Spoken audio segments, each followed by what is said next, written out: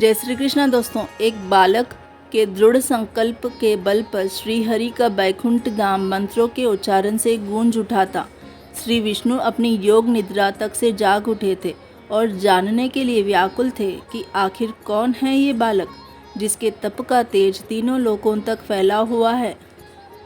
आज हम उसी नन्हे बालक ध्रुव की कथा के बारे में जानेंगे। आइए जानते हैं ध्रुव की कथा। ध्रुव का जन्म कहाँ और कैसे हुआ, आपको ये बता दें। स्वयंभुव मनु और शत्रुपा के दो पुत्र थे, प्रियव्रत और उत्तानपाद। उत्तानपाद की दो पत्नियां थीं, सुनीति और सुरुचि। राजा उत्तानपाद को सुनीति से ध्रुव और अपनी दूसरी पत्नी सुरुचि से उत्तम नामक का पुत्र हुआ था। दोनों ही पत्नियों में सुनीति बड़ी रानी होने के बावजूद उत्तानपाद का प्रेम और झुकाव सुरुचि के प्रति अधिक था। एक बार जब ध्रुव अपने पिता उत्तानपाद की गोद में खेल रहा था, तभी वहां सुरुचि आ गई। जब सुरुचि ने ध्रुव को उत्तानपाद की गोद में देखा तो वह गुस्से से लाल हो उठी। अब वहां खड़े हुए मन ही मन ईर्ष्या का भाव सुरुचि के मन में बढ़ने लगा। उसने फिर अपने पुत्र उत्तम को लिया और ध्रुव को उतारकर राजा की गोद में बिठा दिया। सुरुचि ने ध्रुव से कहा कि राजा की गोद में वही पुत्र बैठ सकता है जो मेरे गर्भ से उत्पन्न हुआ है और दूसरा नहीं। तू मेरे गर्भ से उत्पन्न नहीं हुआ है, इसीलिए तुझे राजा की गोद या सिंहासन पर बैठने का कोई अधिकार नहीं है। उस समय ध्रुव 5 वर्ष का था। सुरुचि जो कह रही थी कि उसे भली भांति समझ आ रहा था, उसे अपनी सौतेली माँ की बात पर बहुत क्रोध आया। ध्रुव वहाँ से भागते हुए अपनी माँ सुनीति के पास गया और अपनी सौतेली माँ का व्यवहार और बाकी सब कुछ बताया। सुनीति ने अपने पुत्र को समझाते हुए कहा कि तेरी सौतेली माँ सुरुचि के प्रति तेरे पिता का अधिक झुकाव होने के कारण हमसे वे दूर हो गए हैं।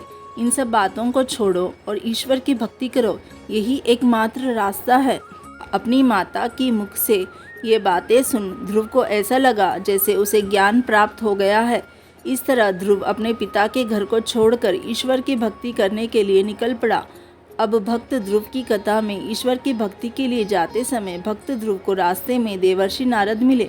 उन्होंने बालक को खूब समझाया, पर ध्रुव अपनी हट के आगे हारने को तैयार नहीं था। देवर्षि नारद ने जब देखा कि ध्रुव दृढ़ संकल्प लिए हुए है तो उन्होंने भक्त ध्रुव को मंत्र की दीक्षा दी और वे राजा उत्तानपाद के पास पहुँचे।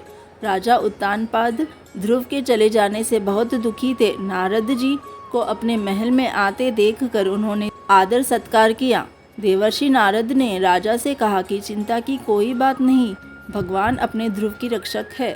भविष्य में आगे चलकर वे संसार में कीर्ति फैलाएंगे। नारद जी के मुख से इन बातों को सुनकर राजा को थोड़ा संतोष हुआ। वहीं दूसरी तरफ ध्रुव बालक यमुना नदी के तट पर पहुंच चुके थे। उन्होंने वहां बैठकर दिए गए मंत्र से भगवान की तपस्या करनी शुरू कर दी। तपस्या के दौरान कई प्रकार के संकट आए, पर ध्रुव के दृढ़ संकल्प ने उन्हें आसानी से पार कर लिया। अब धीरे धीरे ध्रुव के तप का तेज तीनों लोकों में फैलने लगा। ध्रुव द्वारा किए जा रहे मंत्र उच्चारण ओम नमो भगवते वासुदेवाय नमः अब बैकुंठ धाम तक पहुंच चुके थे। मंत्रों की गूंज को सुनकर भगवान विष्णु भी अपनी योग निद्रा से जाग चुके थे। उन्होंने देखा कि एक छोटा सा बालक उनकी तपस्या कर रहा है। यह दृश्य देख भगवान विष्णु अति प्रसन्न हुए और उन्होंने ध्रुव को दर्शन दिए। भगवान विष्णु बोले, हे भक्त ध्रुव, तुम्हारी समस्त इच्छाएं पूर्ण होगी। तुम्हारी भक्ति से मैं अत्यधिक प्रसन्न हूँ, इसीलिए मैं तुम्हें एक ऐसा लोक प्रदान कर रहा हूँ जिसके चारों ओर ज्योतिष चक्र परिक्रमा करता है और उसी के आधार पर सब ग्रह नक्षत्र घूमा करते हैं।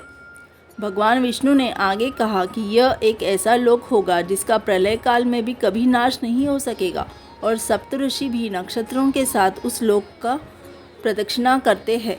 यह लोक तुम्हारे नाम से यानी ध्रुव लोक कहलाएगा। प्रभु बोले कि इस लोक में 36 सहस्त्र वर्ष तक तुम पृथ्वी पर शासन करोगे। इन समस्त प्रकार के ऐश्वर्य को भोग कर सबसे अंत में तुम मेरे लोक बैकुंठ धाम को प्राप्त करोगे। तपस्वी बालक ध्रुव को वरदान देने के पश्चात भगवान विष्णु लौट गए। भगवान विष्णु से मिले वरदान के कारण ही ध्रुव आगे चलकर ध्रुव तारा बन गए।